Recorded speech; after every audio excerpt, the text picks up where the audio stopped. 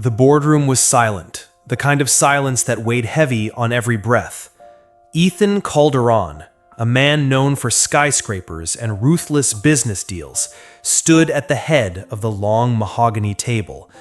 His lawyers, shareholders, and distant relatives leaned forward, expecting to hear how his fortune would be divided among them.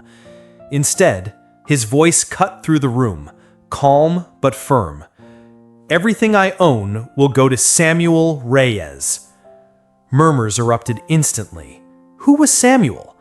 Whispers spread quickly until someone muttered, "The old janitor?" Faces turned pale, others furious, some stunned into disbelief. Why would a man worth billions hand everything over to someone who scrubbed floors? The question hung in the air, unanswered and unforgettable. Before we dive into the story, we'd love to know where you're joining us from. Leave a comment below. And if this story resonates with you, give that like button a tap. It really helps us grow and share more content like this with you. We appreciate you being here, and now let's get into the story. Long before Ethan Calderon became the man commanding silence in boardrooms, he was just a boy with holes in his shoes and a hollow ache in his stomach. His childhood carried the quiet heaviness of poverty, the kind that gnawed at pride as much as hunger. Each morning, he would walk to school with a frayed backpack that seemed to grow lighter, not from comfort, but because there was often no lunch inside. He kept his head down, ashamed of the worn shirts that clung to him, washed thin from too many rinses in cold water. Children whispered behind his back. Teachers noticed but rarely asked. It was easier to look away. At home, things weren't much better. His mother, a woman with hands calloused from double shifts at the laundry and diner, carried exhaustion like a second skin. She wanted to help Ethan with homework, to guide him, but more often than not, she would fall asleep at the kitchen table, her head resting on unpaid bills. Ethan would gently pull a blanket over her shoulders before retreating to his room, where the silence seemed louder than anything else. The weight of giving up pressed on him often. Dropping out felt tempting. Work at a mechanic shop or sweeping streets could at least put food on the table. Yet, in the shadowed hallways of his school, when the lights dimmed and footsteps echoed, there was someone who noticed. Samuel Reyes. The janitor was a man most people passed without a second glance. His shirt was always tucked neatly into his faded trousers, and his smile, though small, was steady. Samuel wasn't loud or commanding, but he had a way of being present, like a quiet guardian of the forgotten corners of the school. One cold morning, when Ethan opened his locker, a neatly wrapped sandwich sat inside.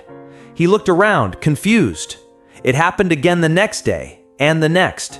No note, no explanation, just food, simple, sustaining, and left without recognition. It was Samuel, though Ethan didn't know it then. The janitor who swept floors also swept away Ethan's hunger, one quiet act at a time. And when the day came that Ethan's mother couldn't pay his school fees and he stood on the verge of being expelled, the fee was suddenly covered, anonymous, unquestioned. Ethan never found out who had paid. At least, not yet. Ethan never dared to ask where the sandwiches came from, or who had quietly paid his fees. He simply accepted them with a mixture of gratitude and guilt, stuffing the food into his bag before anyone could see.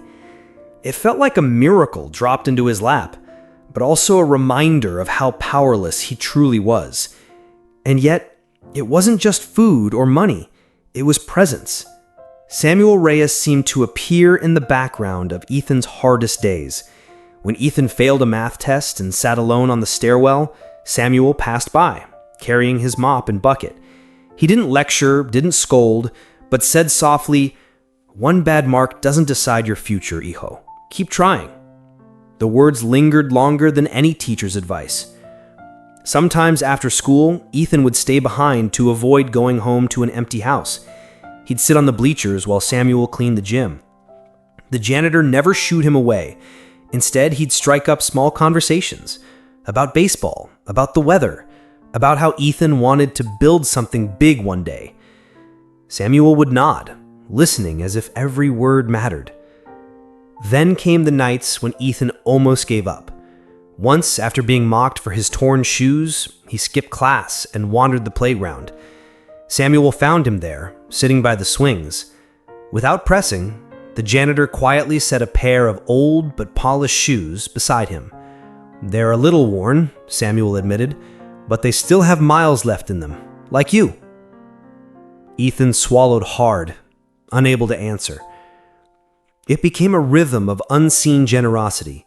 A sandwich here, an encouraging word there, a quiet act of help when no one else seemed to notice. Samuel never asked for thanks. In fact, he carried on as if these moments were nothing, as if kindness were just another part of his cleaning routine. Ethan began to realize that it wasn't the size of the help that mattered, but the consistency. Samuel showed him that even the smallest gestures could steady a boy on the edge of giving up. Looking back, Ethan didn't remember the names of every teacher, nor the lessons from every textbook. But he remembered Samuel, the man who swept floors as if dignity lived in every stroke, and who believed, even silently, that Ethan's future was worth protecting. Samuel was invisible to the world, but to Ethan, he was becoming everything. Years passed, and Ethan Calderon carried Samuel's unseen kindness like a lantern in the dark. Though he never spoke of it, those small acts planted a seed, one that grew into determination. Ethan studied harder, pushed himself further, and clung to the belief that perhaps, just perhaps, he was worth more than his poverty whispered. After high school, scholarships and odd jobs became his lifeline. He worked nights in a gas station, mornings in a coffee shop, all while juggling classes at a state university. Hunger still followed him, but so did Samuel's words. One bad mark doesn't decide your future. Ethan taped those words above his desk and read them when exhaustion threatened to drown him. Slowly, his grit paid off. He graduated with honors, landed an entry-level job at a small firm, and clawed his way upward with relentless drive. For every door closed, he found a window. For every rejection, he sharpened his skills until no one could ignore him. By his 30s, Ethan had built a reputation as a sharp, fearless entrepreneur. His empire grew from a single investment into towering skyscrapers and thriving businesses. Newspapers called him the self-made billionaire. Magazine covers splashed his face with words like power, influence, success. And yet, something felt hollow. Ethan moved through glass offices and penthouse apartments, surrounded by wealth, but strangely untouched by warmth. Dinners were eaten alone, conversations circled contracts, and sleep was always interrupted by dreams of hunger, of shoes with holes, of a sandwich wrapped in brown paper. He had everything, yet sometimes felt like the same boy staring into an empty locker. When journalists asked about his inspiration, he credited his mother, his hard work, his vision. Never once did he mention Samuel Reyes. He had buried that name somewhere deep, as though acknowledging it would unravel the carefully crafted image of being self-made. But memory is stubborn. One rainy evening, years after his empire was secure, Ethan returned to his hometown for a charity event. The school where his struggles had unfolded stood just down the street. Something compelled him to walk inside, to trace the old hallways where his story began. And there, pushing a mop under flickering lights, was Samuel Reyes. Older now, bent with age, yet moving with the same quiet dignity Ethan remembered, as though time had worn down his body, but not his spirit. For a moment, Ethan just stood there, hidden in the shadows, watching. Memories crashed over him. Sandwiches in his locker, shoes left by the swings, the quiet reassurance after his failures. A lump formed in his throat. This man, who had once been invisible to the world, had been the difference between despair and hope. Finally, Ethan stepped forward. "Mr. Reyes!" His voice cracked in a way he hadn't expected. The janitor paused, leaning on his mop, His eyes squinted as he looked up, and then widened in recognition. "Ethan!" he whispered, disbelief softening into a smile. "Dios mío! Look at you!" Ethan felt his heart stumble. Here he was, a billionaire in a tailored suit, yet standing before Samuel, he felt like the boy with torn shoes again. They spoke quietly, walking down the empty corridor together. Samuel asked about Ethan's mother, his work, his life. He didn't ask about the skyscrapers or the billions. He cared only if Ethan was happy, if he had found peace. That single question pierced deeper than any business rival ever could. Then Ethan noticed something. Samuel's hands shook not just from age, but from exhaustion. The janitor's uniform was faded, his shoes worn, his breathing shallow. After decades of service, he was still here, scrubbing the floors of a school where no one remembered his name. It broke something inside Ethan. "How long have you been working here?" he asked quietly. Samuel chuckled faintly. "Since before you were born, hijo, and until they tell me to stop." Ethan swallowed hard, emotions churning. The empire he had built suddenly felt small, almost meaningless. He realized that if Samuel had not been there, steady and unseen, his own story might have ended long before it began. And yet Samuel had never asked for recognition, never asked for anything at all. That night, Ethan knew he owed everything to the man with the mop. The rain tapped gently against the school windows as Ethan and Samuel sat together on a bench in the dim hallway. For a while, silence lingered between them, heavy but not uncomfortable. Ethan finally broke it. "Mr. Reyes, back then, when I couldn't pay my school fees, was it you?" Samuel didn't answer right away. His gaze drifted to the lockers lining the hall as if memories lived inside each dent and scratch. At last, he gave a slow nod. "Yes. I couldn't let you be turned away. You had too much fire in your eyes. Reminded me of him." "Him?" Ethan asked gently. Samuel's eyes softened, though sorrow clouded them. "My son, Miguel. He was your age once, bright, full of dreams, but life..." His voice faltered. He gripped his mop handle tightly, as though steadying himself. "He got sick. We couldn't afford the treatment. He died before he had a chance to chase those dreams." Ethan felt his chest tighten. He had never known. Samuel continued, his voice barely above a whisper. "When I saw you, Ethan, struggling, hungry, ready to give up, I saw Miguel in you. I thought maybe if I helped you, even just a little, I could keep my boy's memory alive. I couldn't save him, but maybe I could save someone else." The words hit Ethan like a tidal wave. All those sandwiches, the shoes, the paid fees, they weren't just kindness, they were grief transformed into love. Samuel hadn't just helped him out of pity, he had given him a second chance in honor of a son he could never bring back. Ethan's throat burned as tears filled his eyes. He had spent years chasing wealth, desperate to outrun his past, never realizing that the foundation of his success was built on a man's silent mourning. He reached for Samuel's trembling hands. "You didn't just help me. You changed everything. I owe my life, my entire future, to you." Samuel shook his head gently. "No, hijo, you don't owe me. Just promise me you'll never forget that money can't measure worth. People can." Ethan swallowed hard, his heart cracking open in a way no business deal ever could. For the first time in decades, he understood what true wealth meant. And with that understanding, a decision began to root in his heart, one that would shock the world. That night, long after leaving the school, Ethan sat in his penthouse apartment overlooking the glittering city skyline. Usually, he found comfort in the view. The towers of glass and steel he had helped create symbols of his relentless climb. But tonight, the lights felt hollow, like empty reflections of a life built on pride rather than purpose. Samuel's words echoed in his mind. Money can't measure worth. People can. Ethan realized how little he had truly lived.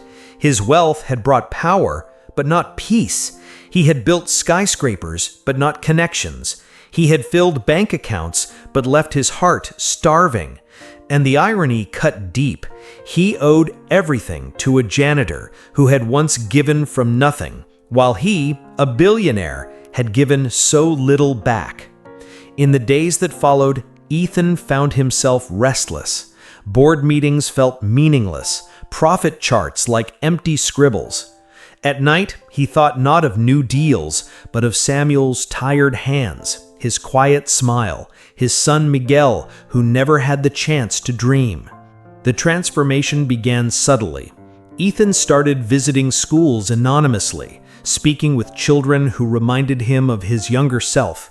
He saw the same worn shoes, the same tired eyes. Instead of writing checks for headlines, he listened, really listened to their struggles.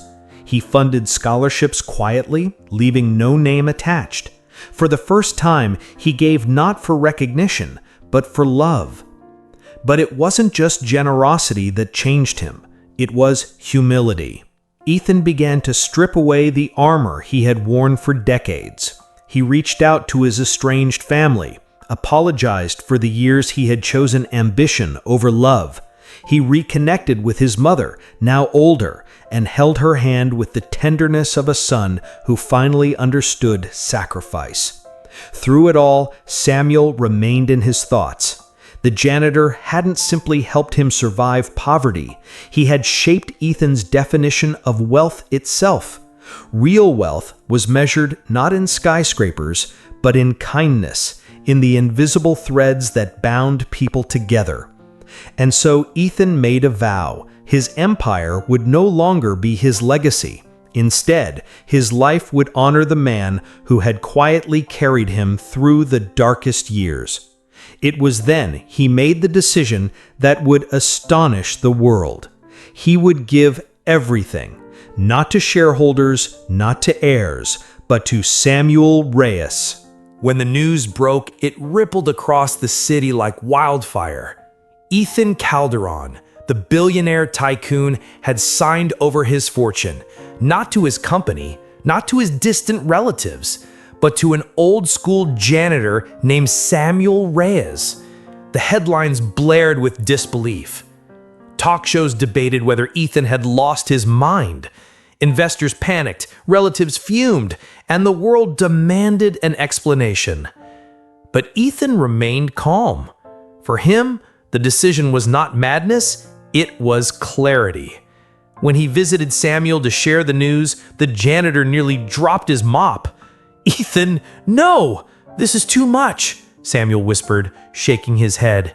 His eyes, wide with disbelief, filled with tears he tried to hide. "I never helped you to be repaid. I just wanted you to keep going." Ethan clasped his hands firmly. "And because of you, I did. Everything I am, everything I built, it started with your kindness. This isn't repayment, it's continuation." At first, Samuel resisted, but Ethan explained his vision. The money would not simply rest in Samuel's hands. Together, they would build something enduring. Schools for children who couldn't afford education.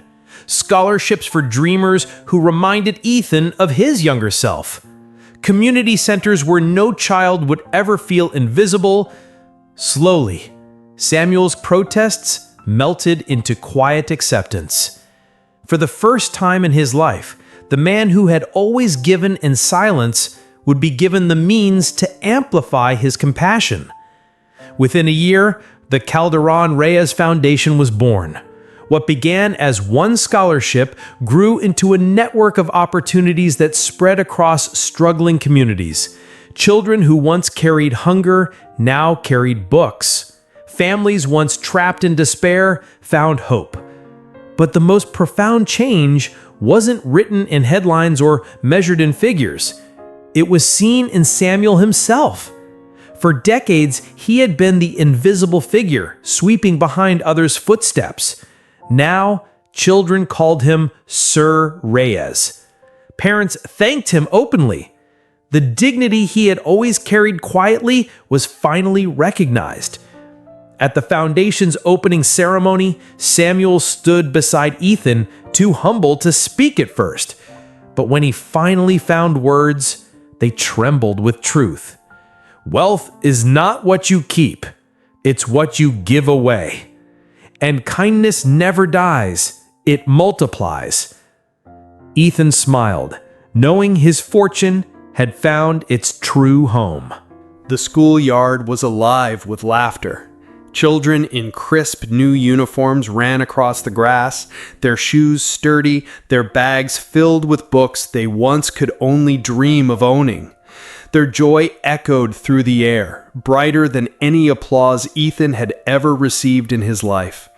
Samuel Reyes sat on a bench nearby, his mop long since set aside.